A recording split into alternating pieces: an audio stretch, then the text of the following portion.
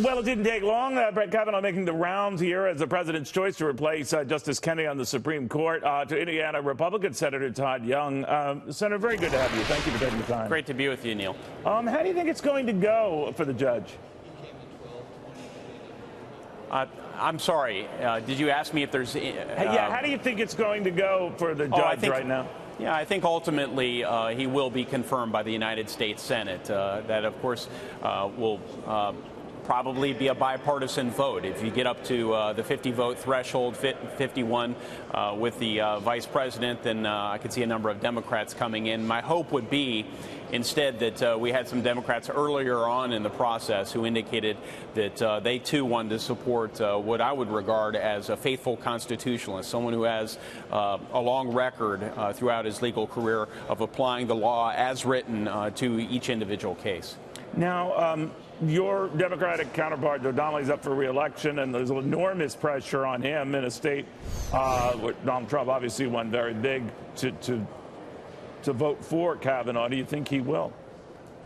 Look, I don't know what's on really any other senator's mind. We each have our own election certificates. Sure. I will say that the people in Indiana with whom I consult, which is a whole lot of them, voted for me in large measure because I was going to put onto the court people who wouldn't legislate from the bench, but instead who would apply the law duly enacted by their elected officials, signed into law by the President of the United States, and not sort of legislate from the bench and make it up as they go. So that's what's on most Hoosiers' minds, and I think Senator Donnelly, with whom I have a good working relationship, has demonstrated that he'll do his homework and is open to voting for a nominee like this. Are you worried that I know there was some reservation on the part of Lisa Murkowski, your Republican colleague from Alaska, Susan Collins from Maine, on the judge's views on Roe v. Wade?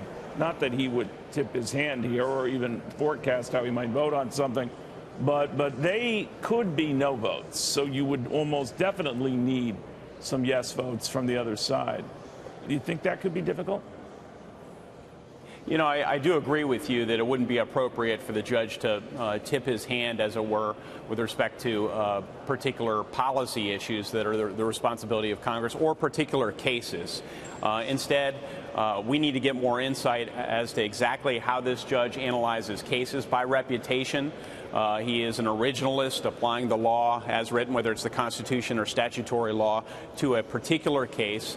And my sense is that most of my Republican colleagues will want the same sort of judge on the bench and not wade into particular policy issues, as important as they might be to individual members. You know, Senator, if we could switch to trade, the president is going to be running into a buzzsaw, I guess, with some of the European NATO members who don't like his lecturing them on how much they fork over in defense.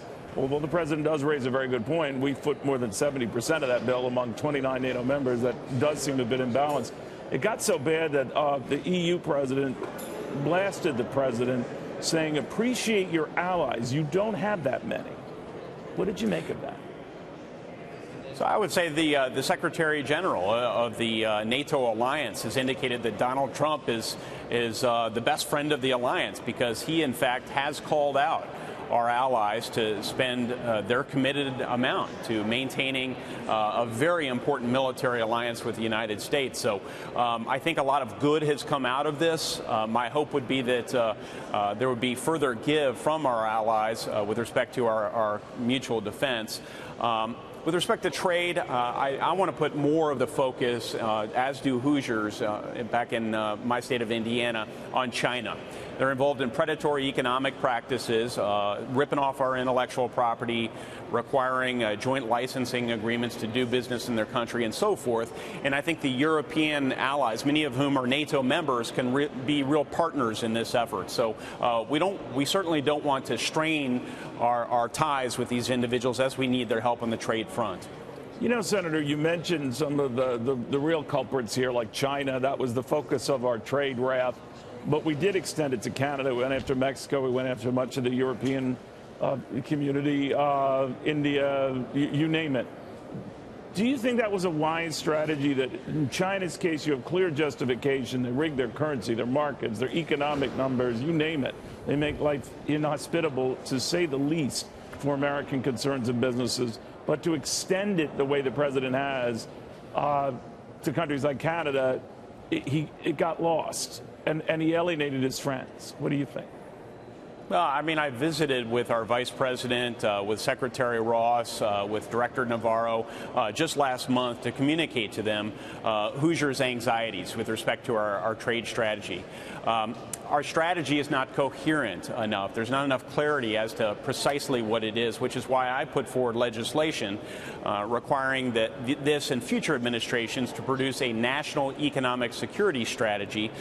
There can be a classified version as well as an unclassified portion of it. But this would give members of Congress and the broader public and even our trading partners some sense of precisely what the consequences will be with respect to illicit trading behavior and predatory economic practices.